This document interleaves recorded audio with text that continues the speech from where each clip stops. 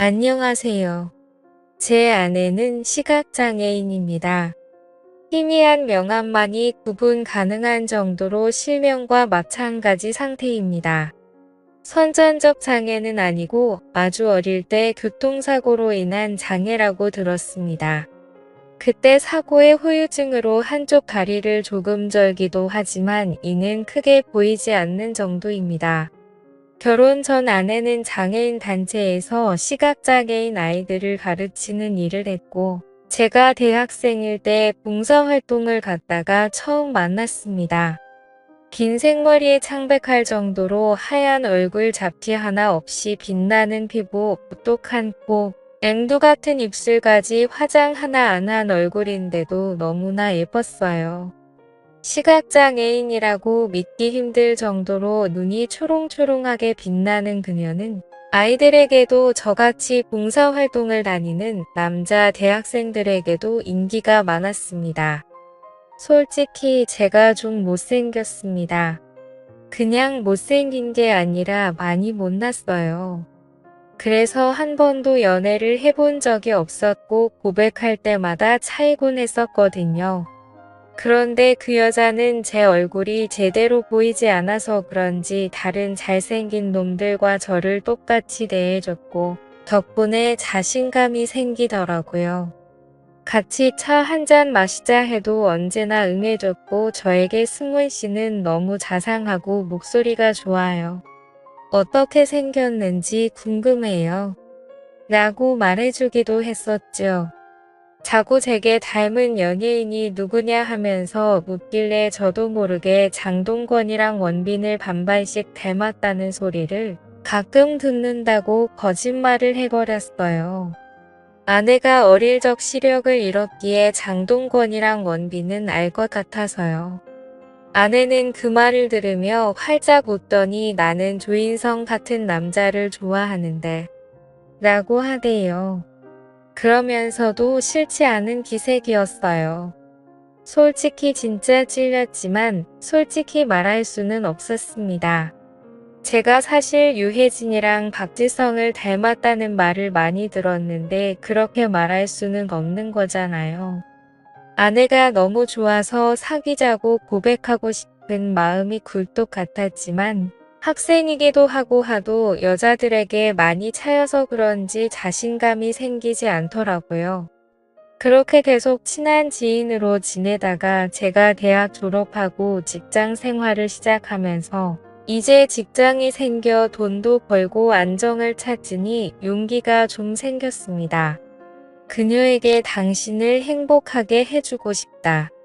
라는 말로 대시를 하였고 본격적으로 1년 연애하고 결혼까지 하였습니다.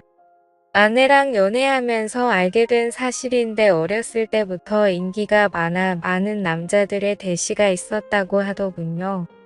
역시나 그 여자는 제가 첫 남자가 아닌 듯 했어요. 저는 이 여자가 첫 여자였는데 좀 억울하더라고요.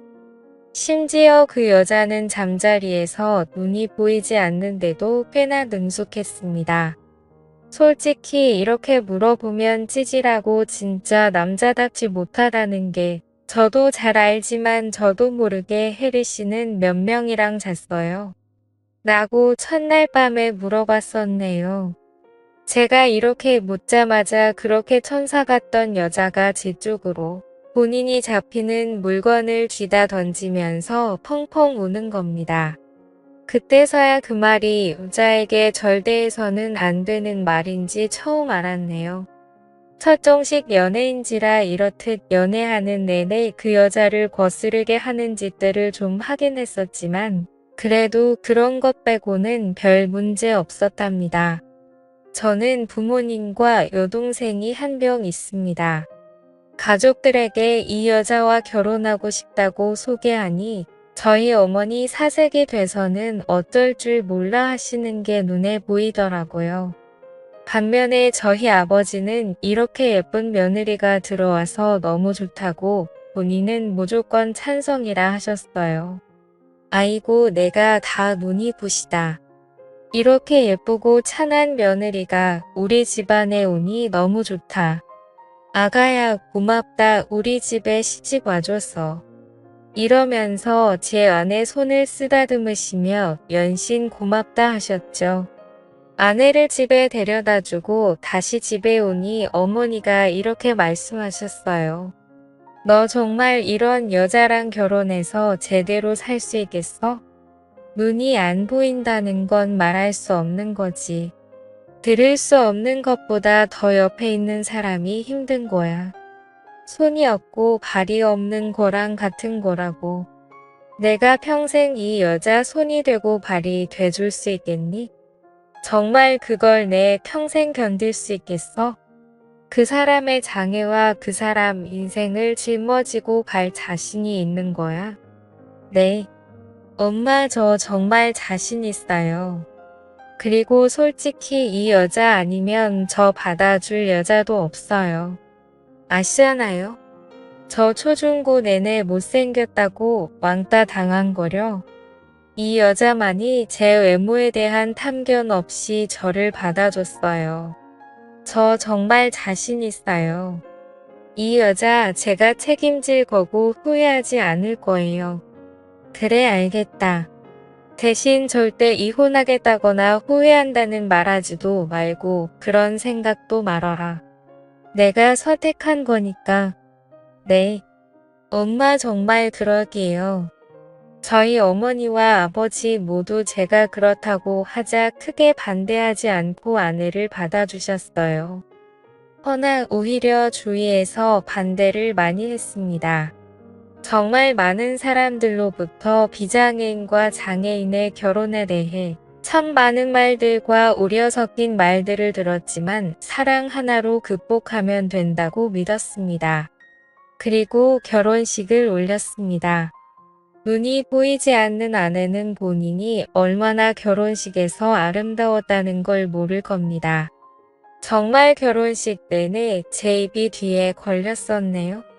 원래도 예뻤는데 신부화장까지 하고 새하얀 드레스에 공주 같은 왕관까지 쓴 이 천사 그 자체였어요.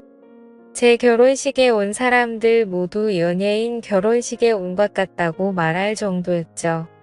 결혼식 전에 혹시라도 실수할까봐 장인어른과 함께 입장 연습을 여러 번 해서 그런지 아내는 자연스럽게 신부 입장할 수 있었고 몇몇 아내가 시각장애인인 걸 모르는 지인들은 나중에 아내가 눈이 보이지 않는다는 걸 알고 엄청 놀랐다고 하네요. 그 정도로 아내는 겉보기엔 보통 사람들과 같았습니다. 신혼여행을 다녀와서 아내와 행복하게 결혼 생활을 하자고 다짐하고 약속했어요. 하지만 결혼 생활은 제 생각과 달랐습니다. 제가 아내에 대해 잘 모르는 상태로 결혼했다는 것을 깨달았습니다. 아내는 몸이 아니라 마음의 장애가 문제였던 사람이었습니다. 연애 당시 아내는 장애인에 대한 편견을 극복하고 싶다며 열심히 공부하고 자기관리를 하는 똑똑하고 당찬 사람이었고 밝고 명랑한 성격의 사람이었습니다. 그런데 한 집에서 살기 시작한 아내의 모습은 그와 거리가 멀었습니다.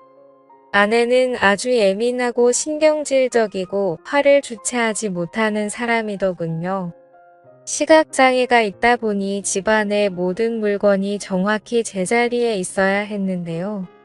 처음에 그 점에 대해 확실히 주의를 들었기에 조심하려 노력도 노력했지만 한 번씩 실수가 있었는데 그때마다 아내는 너무나 심하게 폭발을 했습니다.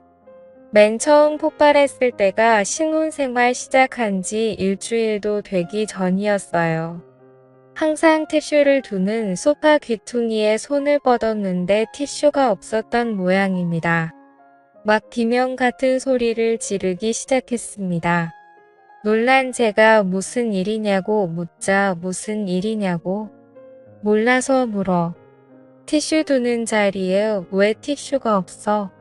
이 자리에 있어야 할 거 아니야. 이 정신 나간 놈아.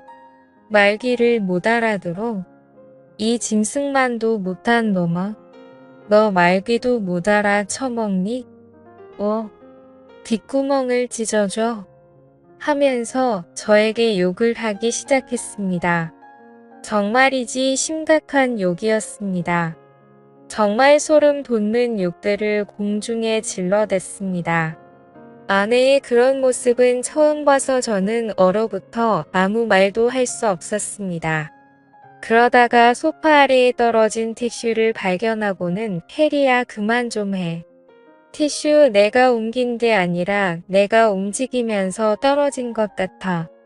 여기 바닥에 떨어져 있잖아. 내가 건드렸나 봐. 라고 말했는데 내가 눈 안 보인다고 거짓말을 해. 나를 갖고 노니까 좋아. 하면서 1시간에서 2시간 사이 정도 계속해서 욕을 해댔어요. 바닥에 발을 굴러대며 화를 주체하지 못하면서 말이죠. 아내를 간신히 진정시킨 후에 대화를 했습니다. 이제부터 물건 제자리에 두는 것에 더 신경을 쓸게. 대신 해리 너도 욕하거나 소리 지르는 이제 하지 마. 알겠지? 알겠어 승훈 씨. 하지만 그 뒤로 이 같은 일들은 자주 긴 번이 일어났습니다. 주로 집안일은 제 담당이었어요. 밥 청소, 빨래, 쓰레기 버리기 등등. 가끔 아내가 돕는 건 빨래 개기, 이불 개기, 간단한 집 정리 정도였고요. 승원 씨 주방에는 불과 칼이 있으니까 위험하잖아. 결혼 전에도 몇 번 다친 적이 있어서 무서워. 하고 아내가 말하기에 제가 부엌일을 자처했고 아내가 청소를 하려 해도 간단히 쓰레기통에 쓰레기를 넣는 것 외에는 제가 도맡댔다고 했고 빨래는 오염의 정도를 잘 구분하지 못해 힘들다 하기에 제가 담당하기로 했었던 거죠. 당연하다 생각했고 큰 불만도 없었습니다. 아내는 처음에는 너무 고맙다며 천사를 만났다며 행복해했습니다. 저 또한 환하게 웃으며 고맙다고 말하는 아내의 얼굴을 보며 행복했고요. 솔직히 내 팔자에 이렇게 아름다운 여자랑 한 지붕 아래에서 사는 것 자체가 대박이란 생각만 들었네요. 그렇기에 사랑으로 모든 걸 품을 수 있다 생각했었죠. 허나 현실은 달랐습니다. 결혼 1년 차 하루하루 노예 같다는 생각이 들기 시작하더군요. 저는 대기업까지는 아니지만 중견기업에 근무하고 있고 연봉은 4천만 원 초반입니다. 결혼 후 아내는 직장을 그만두어 외벌이였고요. 8시 반 출근이고 퇴근하고 집에 들어서면 저녁 7시쯤입니다. 그래서 아침 6시쯤 일어나 씻고 밥을 했습니다. 제가 밥상을 다 차리면 아내를 불러 함께 아침밥을 먹었고 설거지를 하고 7시 반쯤 집을 나섰어요. 하루 종일 열심히 일하고 퇴근하고 집에 들어서면 7시였습니다. 다시 밥을 하고 아내를 불러 함께 저녁밥을 먹고 설거지를 하고 본격적인 집안일을 했습니다. 격일로 하루는 청소, 하루는 빨래를 하고 밑반찬을 만들고 장보고 온 재료들을 다듬었죠.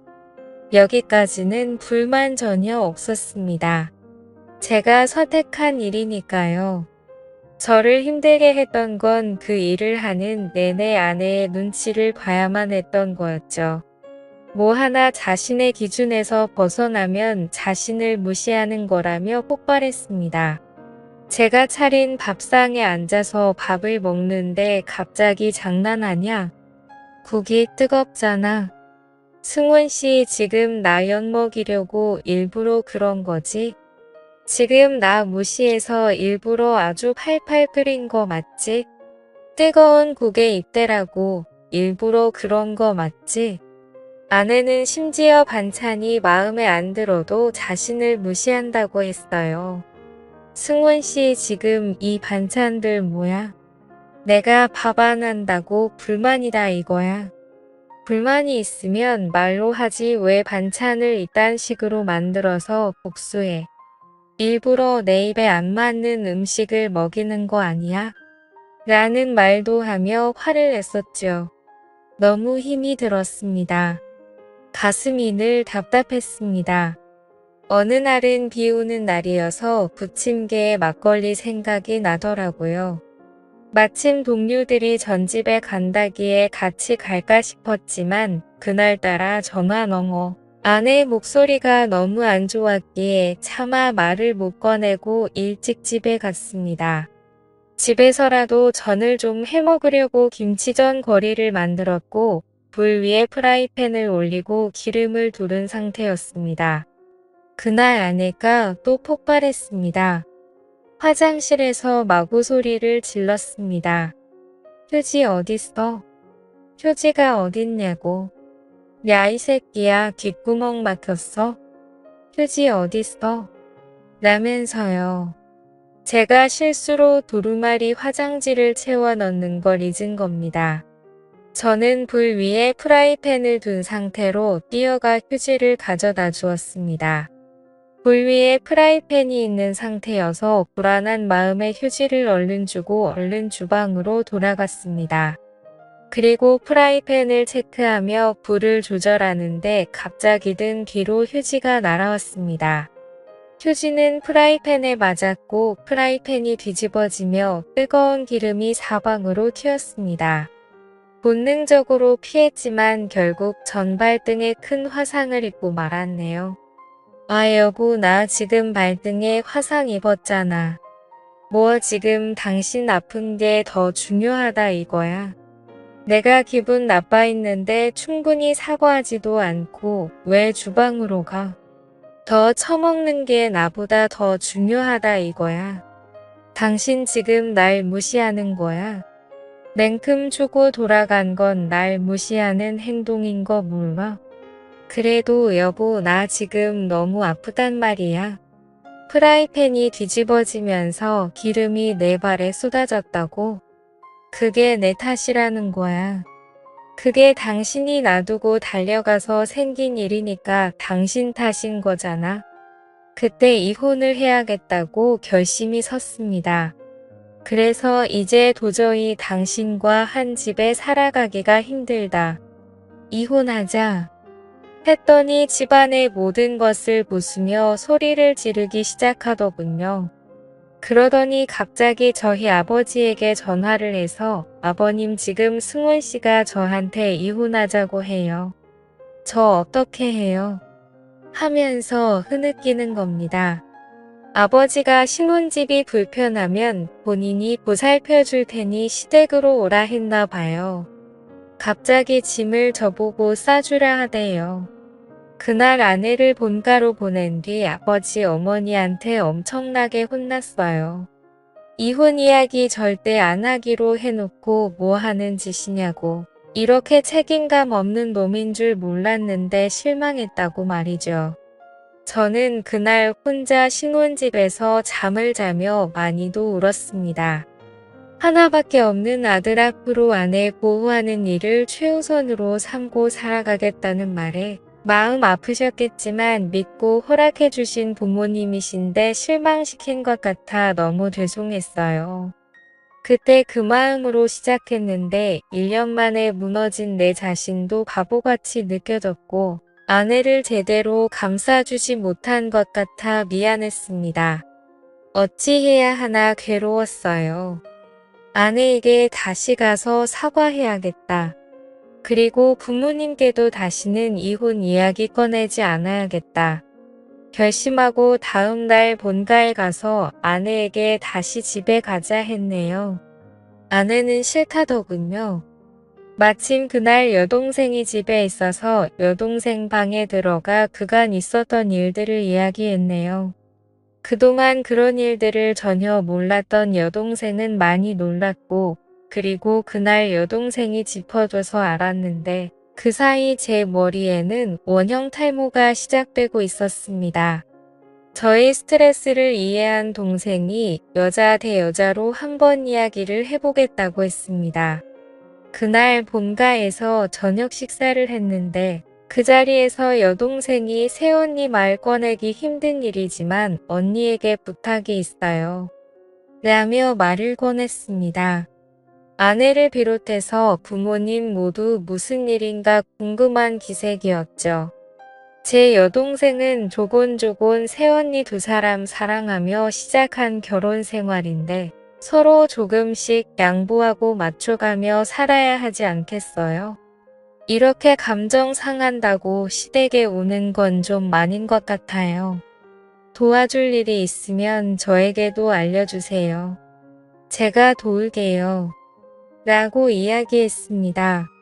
그 말을 듣자 저희 아버지, 너 지금 새언니한테 무슨 싸가지 없는 짓이야?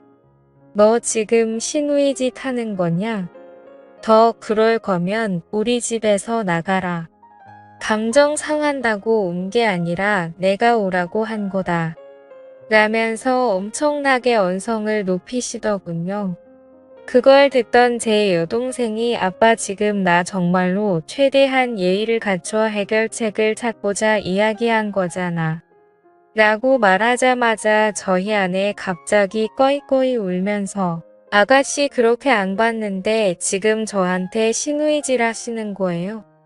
저희 남편이 어떻게 말했는지 모르겠는데 저 진짜 잘못한 거 없어요. 남편이 잘못한 거고 남편이 이혼하자고 한 건데 왜 저한테 그러세요? 라면서 저희 부모님이 주무시는 안방문을 열고 들어간 후에 문을 쾅 닫더군요.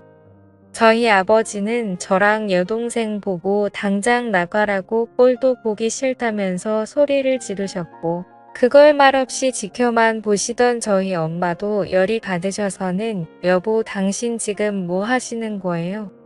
우리 자식들보다 며느리가 더 중요하다는 거예요. 왜 갑자기 며느리를 집에 들이고 자식들을 내쫓는 거예요?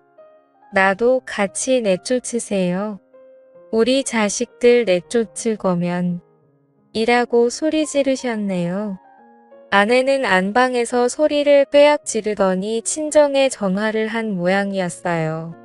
전화기를 붙들고는 이대로 못 살겠다고 자신을 데려가 달라고 소리 높여 우는 소리가 들려왔습니다. 결국 놀란 장인어른 장모님이 달려오셨고 처형도 함께 왔습니다. 아내는 언니가 한 분 계시거든요. 아내가 전화하고 1시간 안에 모두 저희 본가에 모였습니다. 그때까지 아내는 안방 저희 부모님 침대에 누워서 라고 소리를 지르며 울고 있었습니다.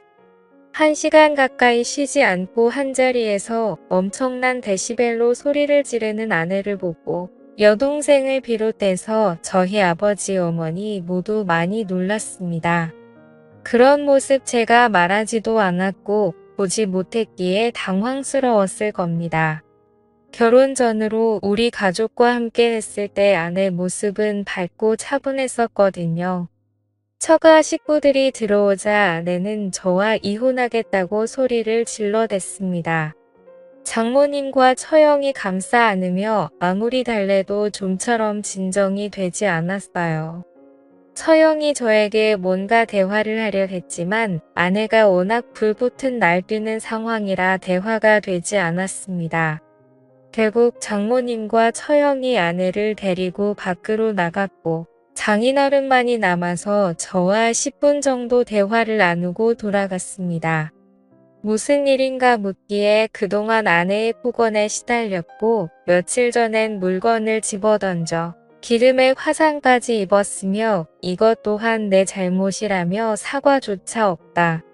그동안 경제적인 일과 살림 사는 것까지 내가 도맡아 하면서도 아내에게 뭐 하나 요구한 적 없는데 정신적 학대까지 지속적으로 당하다 보니 더 이상 결혼을 유지할 길이 없다고 솔직히 말씀드렸습니다.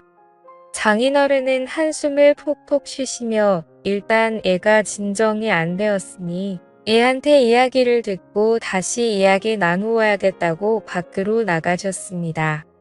이 모든 과정을 제가 장인어른께 드리는 말씀까지 고스란히 보고 들은 여동생은 펑펑 울며 저의 이혼을 돕겠다고 했습니다.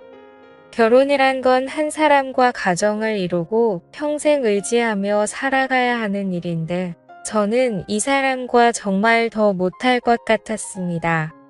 그날 이후 아내는 친정에서 돌아오지 않았고 며칠 동안 잠잠하다가 처형에게서 전화가 왔습니다. 동생 대신 사과한다며 저를 달래더니 재수가 와서 한 번만 눕혀주면 애가 들어갈 거예요. 재수가 좀 와서 사과하면 안 돼요? 라고 했습니다. 저는 단호히 거절했습니다. 그러자 카톡이 왔어요. 아내였습니다. 아내에겐 시각장애인 전용 컴퓨터가 저희 신혼집과 처가에 한 대씩 있었거든요. 그걸로 카톡을 한 모양이었어요. 저에게 승훈 씨가 와서 무릎 꿇고 싹싹 빌기 전까지는 돌아갈 생각 없어요. 라고 하더군요. 아내의 메시지가 제 폰에 들어왔다는 것조차 끔찍하여 당장 지우고 싶었지만 이제 이혼을 생각하기에 다 증거가 될까 싶어 남겨두었습니다. 정말 마지막 전까지 다 떨어진 것이 느껴졌습니다. 결국 죄스러운 마음으로 부모님께 알리니 어머니는 내가 좀 그렇다면 이혼해라 라고 하셨고 아버지는 이혼은 절대 안 된다. 내가 잘못한 거다. 그렇게 참하고 예쁜 애가 오죽하면 그렇게 꺼이꺼이 울었겠니? 우리 집에 데려와라. 내가 잘 달래서 설득하마. 라고 하셨어요. 처가에서는 어떻게든 다시 저희 사이를 붙이려고 노력하셨는데 아내는 제가 사죄하기 전까지 절대 용서하지 않는다고 카톡만 보냈습니다. 그러면서도 법원에 같이 가자는 말에는 답이 없었습니다. 아버지는 저에게 시각장애인인 불쌍한 아내를 버리는 남편쯤으로 매도하시더군요. 제게 일어난 1년간 노예살이 같았던 신혼 생활을 하나하나 말씀드려도 차만 우리 며느리가 그럴 리가 없다고만 하셨어요. 정말 너무나 끔찍했습니다. 아내의 연락도 아버지의 연락도 너무 싫었어요. 그래서 핸드폰을 끄고 며칠 생활을 했네요. 그러던 어느 날 갑자기 어머니가 저희 신혼집에 찾아오셨습니다. 어머니가 무슨 일로 저희 집에 오신 거예요? 라고 물으니 아무 말도 안 하시고 한숨만 푹푹 쉬시는 겁니다. 무슨 일이냐고 아무리 물어도 이 아빠 제 정신이 아닌 것 같다. 라는 말만 반복하셨습니다. 알고 보니 제가 연락을 안 받고 있던 그 며칠간 많은 일이 있었더군요. 정말 저희 아버지가 자꾸 아내를 설득해보겠다고 아내를 본가로 불렀고 아내랑 저희 아버지랑 많은 이야기를 나누었다고 합니다. 그걸 보면서 저희 여동생과 아버지가 큰 마찰이 있었나 봐요. 결국 아버지가 저희 여동생에게 이라는 말과 함께 내쫓으셨고 그걸 보던 저희 어머니가 화를 내며 같이 나가라면서 욕까지 하셨다네요. 저희 아버지가 원래 불같은 성격이라 저희 어머니가 평생 참고 사셨는데 며칠간 아버지가 아내와 꼭 붙어서 이것저것 챙겨주시고 손과 발이 되어주시면서 저희 어머니에게는 평생 안 하던 행동들을 하시니 꽤나 어머니가 열이 받으셨나 봐요. 그 꼴도 보다가는 병들어 죽을 것 같아서 저희 집에 오신 거였어요. 처음 저희 아내를 봤을 때부터 워낙 저희 아내를 좋아하셨고 며느리 사랑은 시아버지라는 말이 있으니 저는 그쯤으로 생각했었는데 저희 여동생과 어머님에겐 그렇게 하면서 저희 아내에게만 그렇게 살갑게 구시는 아버지가 제가 보기에도 정상은 아니었어요. 아내와 이혼을 결심했다는 거 아시면서도 굳이 아내를 설득하겠다고 그러시는 것도 이상했고요. 저는 어머니께 엄마 제가 오늘 집에 가서 아내 친정으로 보내고 이혼하려고요. 라고 했더니 어머니가 쉽지 않을 텐데 하시면서 걱정하시길래 걱정하지 말라 하고 집에서 나왔습니다. 본가에 가서 현관문 비밀번호를 치고 과실에 들어섰는데 아무도 없는 듯 조용하더군요. 분명 현관에 아내 신발과 아버지 신발 둘 다 있었거든요. 그래서 아내가 지낼 만한 여동생 방에 들어갔더니 아내가 없었습니다. 저희 본가가 안방을 제외하고 작은 방이 3개인데 나머지 2개의 다른 방들을 열어봐도 아내가 없었어요. 이제 있을 만한 곳은 안방뿐이었습니다. 안방에서 둘이 대화를 하고 있나? 싶었는데 생각해보니 대화 소리가 전혀 나지 않는 거예요. 그래서 안방문에 귀를 대봤습니다. 그랬더니 대화 소리 같은 게 들리더군요. 아버님 이렇게 하면 될까요? 그래 그래. 나는 그게 좋다. 뭐 이런 소리가 들리더니 한동안 조용했어요. 그리고는 저희 아버지의 이상한 소리가 들렸습니다. 그리고 저희 아내의 소리도 연달아 들렸네요. 그런데 아무리 생각해도 제 머릿속엔 이상한 생각만 들더군요. 이거는 정상적인 대화가 아니었어요. 아닐 거야 아닐 거야 라고 생각하고 안방문을 확 열어버렸습니다. 그리고 저는 제 앞에 펼쳐진 장면을 보고 저는 아무 말도 하지 못하고 하늘이 노래졌습니다.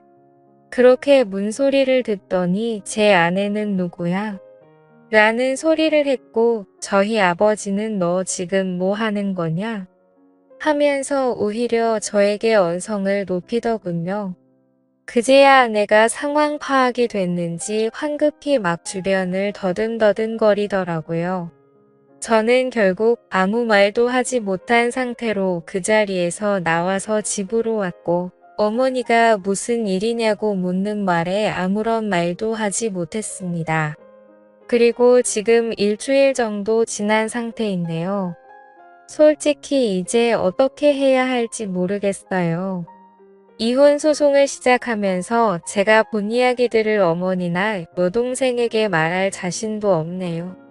상처만 줄 게 뻔하니까요. 달라질 건 없고요. 이럴 때 전 어떻게 해야 할까요? 아내에게 연락했더니 본인은 절대 이혼할 생각이 없다네요. 네가 어떻게 그럴 수 있냐? 하니 본인이 뭘 잘못했냐고 오히려 적반하장이었어요. 제가 증거가 없는 걸 알고 있는 것 같더군요. 저희 아버지에게는 차마 연락하지 못하고 있습니다. 진짜 그날이 꿈만 같고 거짓말 같아서요. 차라리 지금 제가 하는 말들이 다 자작이고 거짓말이었으면 좋겠네요. 아직도 눈만 감으면 그날 일이 생각나고 힘이 드네요. 저 이제 어떻게 해야 할까요? 현명한 조언 댓글로 부탁드려요.